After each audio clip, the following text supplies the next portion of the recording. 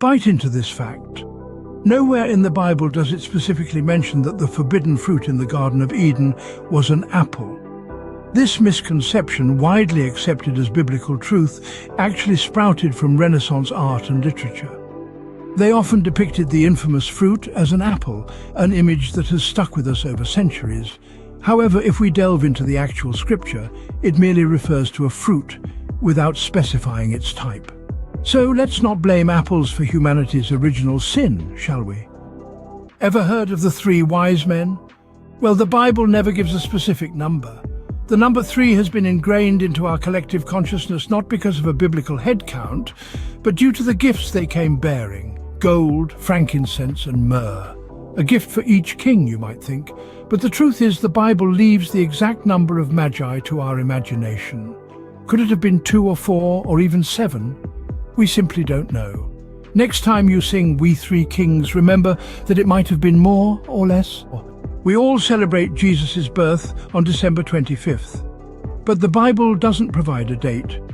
The choice of this date is steeped in history, its roots reaching back to the Roman holiday of Saturnalia, a festival of light leading to the winter solstice. This celebration, filled with merriment and gift-giving, was a popular event in the Roman calendar. It's believed that early Christians chose this date to coincide with existing pagan festivities, thus making the new faith more palatable to converts. The actual birth date of Jesus, however, remains a mystery, lost in the annals of time. So while we might enjoy a white Christmas, it's not biblically accurate. Remember Noah taking 2 of every animal onto his ark? Not exactly true, according to the Bible. Now, don't get me wrong, Noah did bring animals onto his ark, but the specifics are a bit different. You see, the Bible doesn't say 2 of every animal. Instead, it states 7 pairs of every clean animal and 1 pair of every unclean animal. Quite a different picture from the one we've been painting in our minds, isn't it? Imagine the hustle and bustle on that ark. That's a lot more than 2 by 2, wouldn't you say? Ever heard the phrase, "The lion shall lie down with the lamb"? It's a biblical misquote, a classic example of how words can twist and turn over time, embedding themselves in our collective consciousness, even if they're not entirely correct. The actual verse from the book of Isaiah, chapter 11, verse 6, doesn't mention a lion and a lamb lying down together at all. Instead, it paints a vivid picture of a wolf dwelling with the lamb and a leopard lying down with a young goat. A scene of harmony and peace, yes, but with entirely different animals. These misquotes, while seemingly harmless, can subtly alter our understanding of the original text. And yet, the erroneous phrase, "the lion shall lie down with the lamb," has gained traction in popular culture, widely used in literature, music and art. It's a testament to how easily we can be led astray by misinterpretations, reinforcing the importance of going back to the source for clarity and accuracy. So let's get our biblical fauna right. It's a wolf, not a lion, that's keeping company with the lamb. Moving on to another biblical tale that's been swallowed up by misinterpretation, let's turn the pages to the book of Jonah. You've probably heard the story. Jonah was swallowed by a whale, right? Not exactly as per the Bible. The original text doesn't say whale, but refers to a great fish. This whale of a tale is a result of translation errors and popular retellings over the centuries. The King James Bible, for instance, translated the Hebrew word for big fish as whale, hence the widespread confusion. The actual creature that swallowed Jonah remains shrouded in mystery, a testament to the enigmatic nature of these ancient texts. So let's correct our maritime misconceptions. It's a great fish, not a whale, that had Jonah for dinner. Moving on to our next chapter of biblical misunderstandings, let's explore the concept of the 7 deadly sins. This infamous list of vices, pride, greed, lust, envy, gluttony, wrath and sloth, is commonly believed to have been drawn directly from the Bible. But here's the twist. The Bible doesn't actually list these 7 sins together. This list is a product of Catholic theology, crafted by early church fathers to help guide moral conduct. Yes, the Bible does mention these sins, but not as a specific deadly list. The concept has been popularized by culture, literature and art throughout the centuries, leading to its widespread recognition today.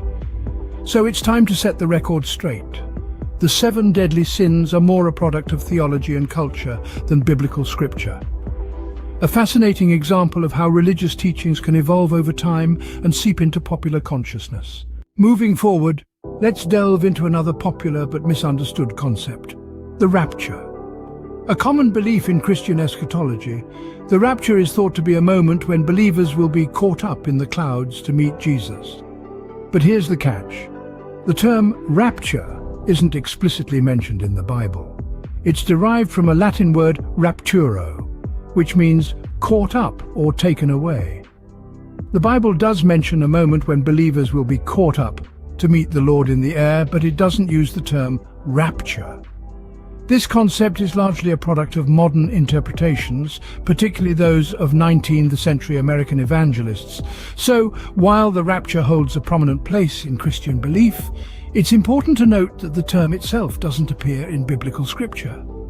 Once again, a demonstration of how religious concepts can evolve and become deeply embedded in popular understanding.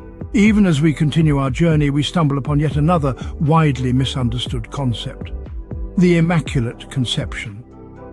Many often mistake this term as referring to the virgin birth of Jesus, but that's not the case. In reality, the Immaculate Conception pertains to the belief that Mary, the mother of Jesus herself, was conceived without the stain of original sin. Interestingly, the Bible doesn't explicitly mention the Immaculate Conception. This belief is specific to the Roman Catholic Church and is not universally accepted among all Christian denominations. So remember, the Immaculate Conception isn't about the miraculous birth of Jesus, but about the unique conception of Mary. This is another classic example of how religious concepts can become misconstrued over time. As we delve further into the realm of misconceptions, we encounter a phrase that's been misquoted time and time again: money is the root of all evil. You've probably heard this one before, but did you know it's not quite accurate? The original verse from Timothy in the Bible actually states, "For the love of money is a root of all kinds of evil." Notice the subtle yet significant difference. It's not money itself that's painted as the root of all evil, but rather the love of it. It's the excessive desire for wealth that can lead to wrongdoing and strife, not the mere existence of money. So the next time you hear that phrase, remember, it's not money, but the love of it that the Bible warns against. It's a fine distinction, but a crucial one, and it's often lost in translation.